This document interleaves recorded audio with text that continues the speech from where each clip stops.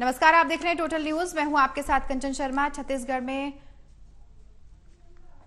प्रियंका गांधी पहुंची हुई हैं, वहीं का रुख करते हैं। सुनना चाहते हैं।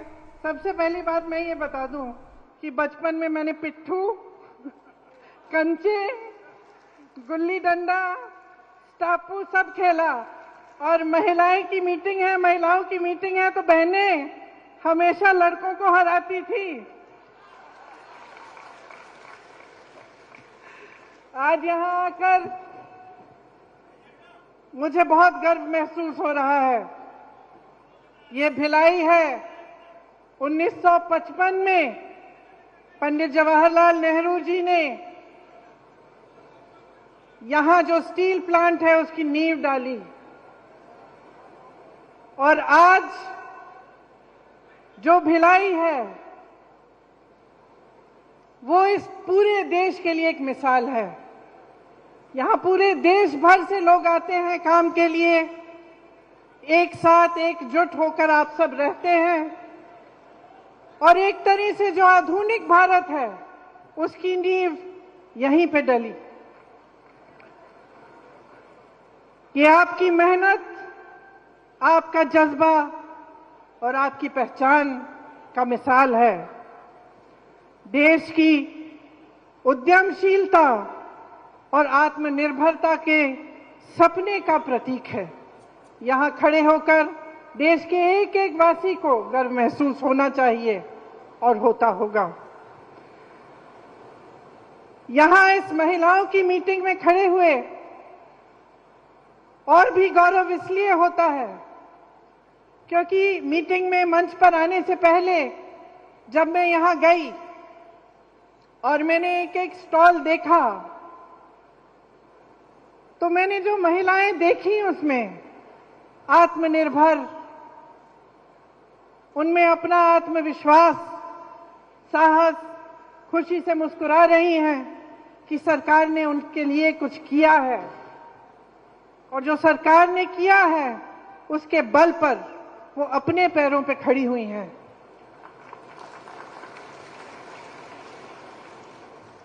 कई बहनों से मैंने पूछा कि इससे पहले क्या करती थी, तो कहा ये पहली बार हम रोजगार कर रहे हैं, पहली बार हम काम कर रहे हैं। मैंने कहा खुश हो? सबने कहा दीदी बहुत खुश हैं, हम अपने पैरों पर खड़े हो पा रहे हैं। एक नौजवान डॉक्टर हैं, गांव-गांव जाती हैं, दवाइयों का वितरण करती हैं। कुछ लड़कियां थीं जो गोबर के साथ अन्य ऐसी चीजें बनाती हैं जिनके वो काम आती हैं, जो बेच सकते हैं उससे कमाती हैं। स्वयं सेवा समूह है, और आप यहाँ बैठी हैं, आप सबको मालूम है कि स्वयं सेवा समूह के साथ जुड़ने से कितनी अपनी तरक्की हो सकती है। इस सब से मुझे लगा कि छत्तीसगढ़ महतारी के एक हाथ में छत्तीसगढ़ी संस्कृति का कलश है, तो दूसरे हाथ में विज्ञान और तकनीक का ब्रह्मास्त्र भी है। देखिए, गर्व इसलिए होता है क्योंकि अगर आप भिलाई को लें या आप इस सारे कार्यों को लें जो छत्तीसगढ़ की आज सरकार कर रही है, तो ये एक अलग तरह की राजनीति का प्रतीक है। हमारी जो राजनीति है इस देश की, उसकी नींव स्वतंत्रता संग्राम में डली। पंडित जवाहरलाल नेहरू के साथ ऐसे महापुरुष थे जो आजादी के लिए लड़े, और उन्हीं के असूलों से, उस संग्राम के असूलों से ये देश बना। तो ये एक ऐसी राजनीति है जिसके नेता आगे भी देखते हैं भविष्य के लिए, और साथ साथ वर्तमान को भी मजबूत बनाते हैं। मैंने खुद अपने अनुभव से ये देखा कि ये राजनीति क्या है। मैं आपको एक कहानी बताती हूँ। बहुत छोटी थी, 12-13 साल की होंगी। अनोखे लाल मेरे दोस्त अमेठी से आए हैं। अमेठी की एक बात है, मेरे पिताजी प्रधानमंत्री थे, उनके साथ मैं अमेठी के दौरे पे गई। आपको मालूम होगा वो उसका संसदीय क्षेत्र होता था। खुद जीप चलाते हुए वो गए, मैं उनके साथ साथ बैठी थी। हम एक गांव में पहुंचे, गांव में हम उतरे और सड़क पर चलकर कुछ लोगों से बातचीत करने लगे। अचानक एक महिला उठी, बहुत जोर जोर से डांटने लग गई मेरे पिताजी को। तो मैं खुद चौंक गई, क्योंकि पिताजी से तो थोड़ा सा डर तो बच्चों को होता ही है, लेकिन उसके ऊपर से वो प्रधानमंत्री थे और मैंने ऐसे नहीं देखा था कि कोई उनको ऐसा डांट सके। तो डांटने लगी कि भाई मेरी सड़क है, पानी बरसा था, पूरी सड़क डूब गई है, उसमें तुमने क्या किया? और मेरे पिताजी उनको जवाब दे रहे थे। तो ये उस समय की राजनीति है जब प्रधानमंत्री तक नेता को एहसास होता था कि जनता के प्रति उसकी जवाबदेही है। गाड़ी में बैठे मैंने कहा बुरा नहीं लगा पापा? कहते बिल्कुल नहीं, ये मेरा कर्तव्य है और ये उसका कर्तव्य है, उस महिला का, कि मुझे याद दिलाए, मुझे बताए कि यहां ये समस्या है, इस समस्या को सुलझाओ। अब आगे आइए, तकरीबन 40 साल बीत गए, मैं बुढ़ी होने वाली हूं। मैं उत्तर प्रदेश में काम कर रही थी, एक मोहल्ले के अंदर चली गई, एक महिला मिली, चूल्हे पे खाना पका रही थी। मैंने पूछा गैस सिलेंडर है? कहा है दीदी, खाली पड़ा है। मैंने कहा भर सकती हो? कहती नहीं भर सकती, पैसे नहीं है। मैंने कहा घर पे काम कौन करता है? उसने कहा कोई नहीं करता, रोजगार नहीं मिलते आजकल। मैंने कहा कमाती कैसी हो, कैसे हो? तो उसने कहा थोड़ी बहुत कांच की चूड़ियां थी, उनको वो जोड़ जोड़ के वो कमा लेती थी थोड़ा बहुत। तो मैंने कहा भाई मोहल्ले की क्या परिस्थितियां हैं? उसने कहा दीदी बिजली के खंभे हैं, बिजली नहीं आती, पानी की टूटी है, पानी नहीं आता, सड़क तो आपने देखी होगी खराब पड़ी हुई है। तो मैंने कहा वोट किसको दोगी? इसी विधायक को दोगी? क्या कहा उसने? मैं इसी को दूंगी। मैंने कहा अरे वाह, अभी तो तुम कह रही थी कि पानी नहीं है, बिजली नहीं है, सड़क नहीं है, रोजगार नहीं है, कमा नहीं पा रही हो, तो इसको क्यों वोट दोगी? इसने क्या किया तुम्हारे लिए? तो वो धर्म की बातें करने लग गई, जाति की बात करने लग गई। तो तब की राजनीति और आज की राजनीति में बहुत फर्क है। और फर्क क्या आया है? जनता जागरूक तब भी थी, जनता जागरूक अब भी है, लेकिन अब जनता के जज्बातों का इस्तेमाल हो रहा है। धर्म की बातें होती हैं, जाति की बातें होती हैं, और इसमें इनका राजनीतिक इस्तेमाल होता है। और इनका राजनीतिक इस्तेमाल इसलिए होता है क्योंकि जब आपका ध्यान उस तरफ होता है जहां आपके जज्बात है, आपका धर्म है, आपकी जाति की बात है, तो आप नहीं पूछेंगे कि मेरी सड़क तुमने ठीक क्यों नहीं की, तो आप नहीं पूछेंगे कि मेरे लिए पानी क्यों नहीं आ रहा है, मेरी यहां टूटी में पानी क्यों नहीं आ रहा है, तो आप नहीं पूछेंगे कि मेरे पति के लिए, मेरे लिए आपने रोजगार क्यों नहीं दिलवाया। और ये एक साजिश है, एक बहुत बड़ी राजनीतिक साजिश है, जिसे आप सबका ध्यान भटकाया जाएगा ताकि आप सही सवाल नहीं उठा पाएंगे। आज की राजनीति, अफसोस की बात है, लेकिन यही राजनीति चल रही है। आपने देखा होगा केंद्र सरकार को, प्रधानमंत्री श्री नरेंद्र मोदी जी को हाल ही में उन्होंने G20 कराया। कोई नहीं कहता कि ये बुरी चीज है, अच्छा है, देश का मान सम्मान बढ़ता है, अच्छा है। 27,000 करोड़ रुपए इन्होंने खर्चे यशोभूमि को बनाने में, 20,000 करोड़ रुपए इन्होंने खर्चे नए संसद भवन को बनाने में, 8,000 रुपए के ये हवाई जहाजों में उड़ के जाते हैं सिर्फ उनके लिए। 2 हवाई जहाज खरीदे हैं 8,000 करोड़ रुपए के। लेकिन ये आपको ये जवाब नहीं दे पाते कि आपकी सड़कें टूटी क्यों हैं। ये आपको ये जवाब नहीं दे पाते कि आपके घर में रोजगार क्यों नहीं आ रहा है। ये आपको ये जवाब नहीं दे पाते कि महंगाई इतनी क्यों बढ़ गई है कि आपकी कमर तोड़ी जा रही है, कि इस देश का किसान आज 27 रुपए प्रतिदिन कमा रहा है। ये जवाब नहीं दे सकते कि जब इस देश का किसान 27 रुपए प्रतिदिन कमा रहा है तो उनके बड़े बड़े उद्योगपति दोस्त एक दिन में 1600 करोड़ रुपए कैसे कमा रहे हैं। देश का मान सम्मान बढ़ता है, ये हर देशवासी के लिए अच्छी चीज है, सबको गर्व होता है, लेकिन इसका मतलब नहीं कि इस देश के गरीब, इस देश के मिडिल क्लास को भूल जाएं और ये भूल जाएं कि सत्ता उन्हें किसने दी और उनको कैसे मिली। आज छत्तीसगढ़ में एक ऐसी प्रदेश की सरकार है जो पुरानी वाली राजनीति के असूलों पर चल रही है।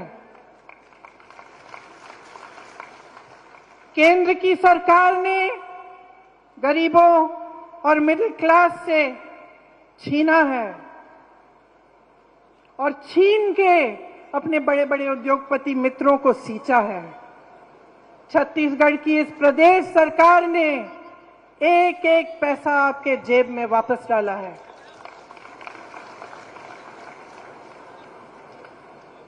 महिलाओं के लिए जितनी भी स्कीमें की हैं, वो इस भावना को मन में रखते हुए की हैं कि महिला क्या है और कितना बोझ उठाती है।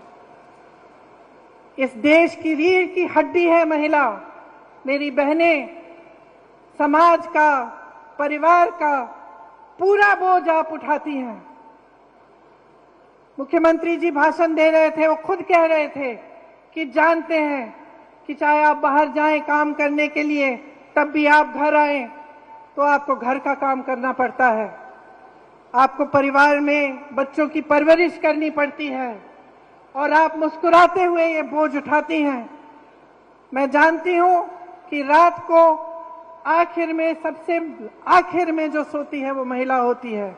जब सारा घर साफ हो जाता है, चाहे कहीं की भी हो, चाहे वो गरीब महिला हो, चाहे बड़े घर की महिला हो, लेकिन परिवार का बोझ, समाज का बोझ भी उठाती है।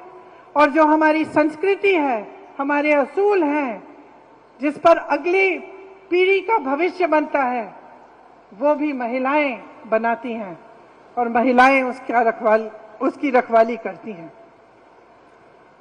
तो यही भावना प्रदेश सरकार ने आगे बढ़ाई और महिलाओं के लिए, आपको और भी सशक्त बनाने के लिए तमाम स्कीमें भूपेश बघेल जी की सरकार ने आगे बढ़ाई।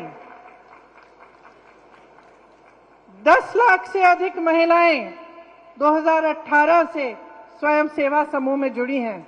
मैं उनसे बातचीत करते हुए कह रही थी कि जो पहले कमा नहीं पा रही थी, उन्हें मौका मिल गया। थोड़े बहुत पैसे इकट्ठे किए, एक छोटा सा व्यापार शुरू किया।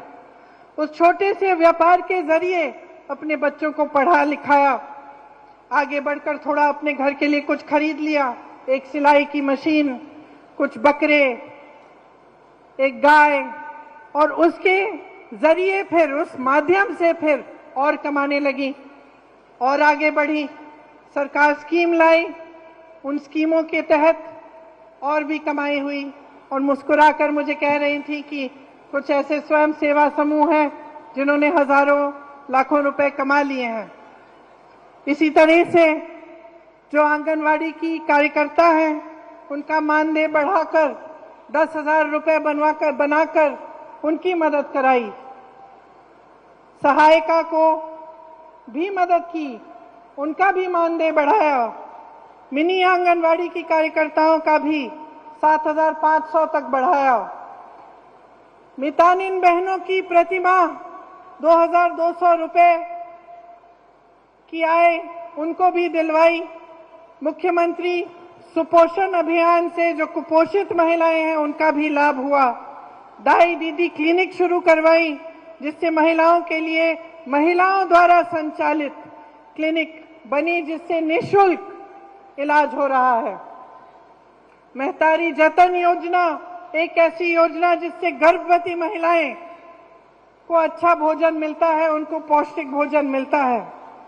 सरकारी स्कूलों में लड़कियों को स्नातक तक मुफ्त शिक्षा दिलवाई।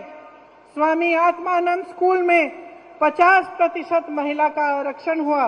मैं कुछ छात्राओं से मिली, इतनी खुश लग रही थी, कह रही थी इंग्लिश मीडियम स्कूल है, बहुत खुश थी, उन पे अपने आप पर गर्व था। महिला स्वयं सहायता समूह में करोड़ों के लोन माफ किए गए।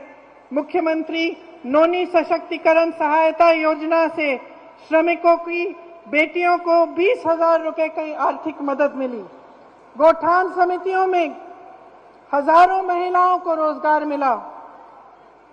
मिशन क्लीन सिटी परियोजना के तहत हजारों महिलाएं कार्यरत हुई और ऐसी बहुत सारी और स्कीमें प्रदेश सरकार ने खास तौर से मेरी बहनों के लिए लागू की।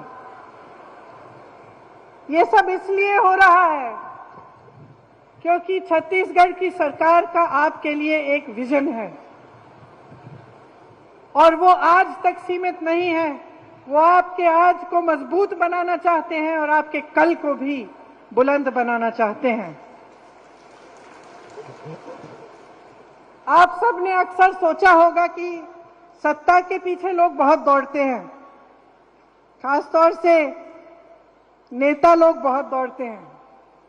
और मैंने अपने अनुभव में देखा है कि कई ऐसे नेता होते हैं जो सत्ता के लिए ही उत्सुक होते हैं, महत्वाकांक्षी होते हैं और सत्ता इसलिए चाहते हैं ताकि उनका मान सम्मान बढ़े, उनके पैसे इकट्ठे हों, उनके बड़े बड़े महल बने।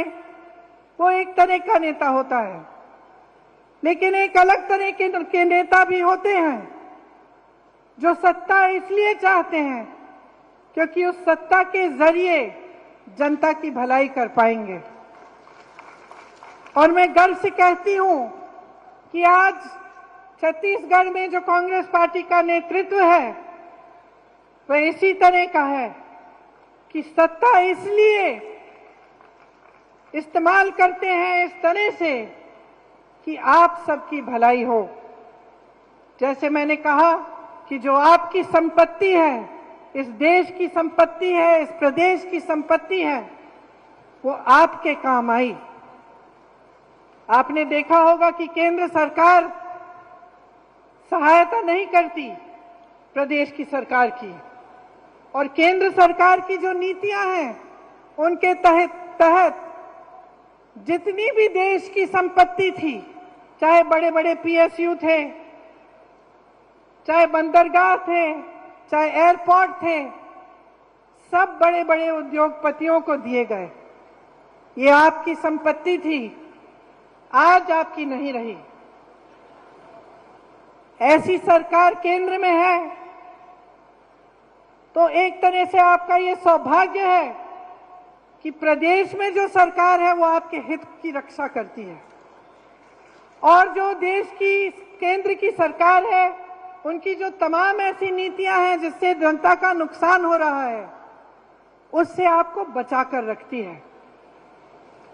जितनी महंगाई आज बढ़ गई है केंद्र की सरकार की नीतियों की वजह से, उससे कुछ हद तक छत्तीसगढ़ की जनता, छत्तीसगढ़ का किसान, नौजवान बच रहा है।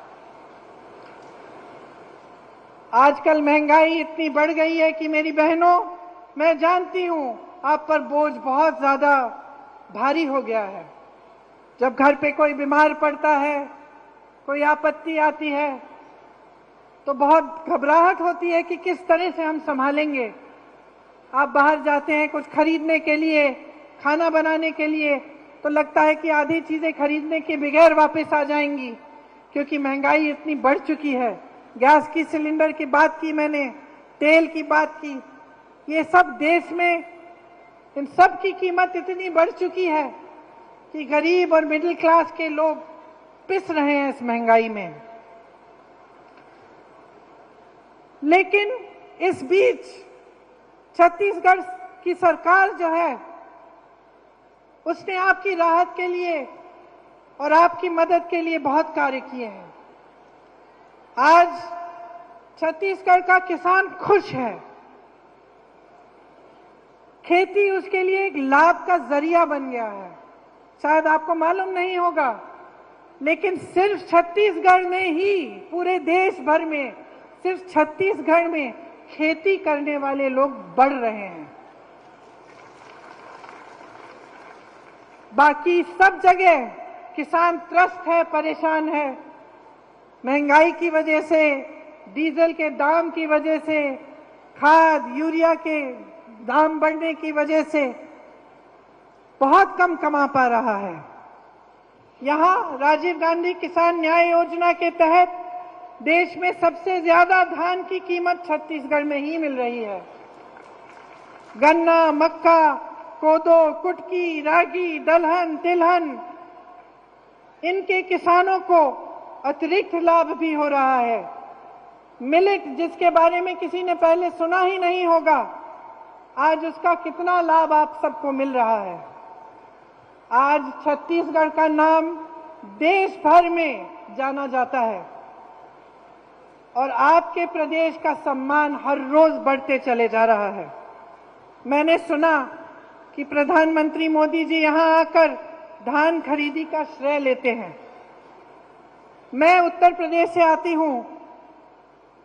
मैं पूछना चाहती हूं कि अगर मोदी जी की सरकार ही छत्तीसगढ़ का धान खरीद रही है, तो उत्तर प्रदेश के किसान अपना धान 1200 या 1400 रुपए में क्यों बेच रहे हैं? वहां तो इन्हीं की सरकार है। आवारा पशु की इतनी बड़ी समस्या पूरे उत्तर भारत में है। जहां जहां हम जाते हैं लोग त्रस्त हैं, परेशान हैं। आवारा पशु रात को खेती खा रहा है। पूरी रात महिलाओं को खेती में बैठना पड़ता है अपनी खेती की रखवाली करने के लिए। यहां जो गोठान की स्कीम है, उसके जरिए ये समस्या ही दूर हो चुकी है।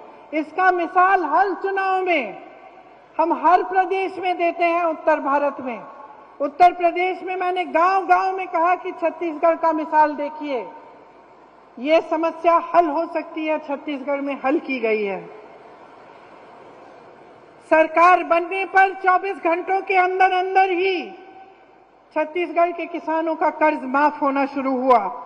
भूमिहीन कृषि मजदूरों को सालाना 7,000 रुपए की अधिक सहायता मिल रही है।